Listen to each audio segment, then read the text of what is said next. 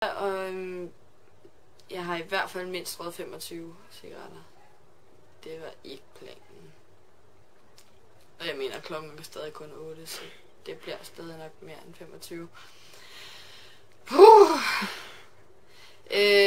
I morgen vil jeg virkelig prøve at holde mig i skindet.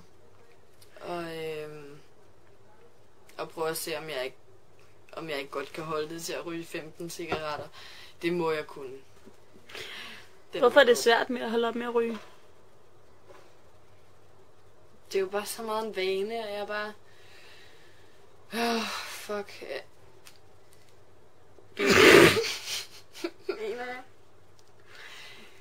Det er bare... Det er så svært, mand.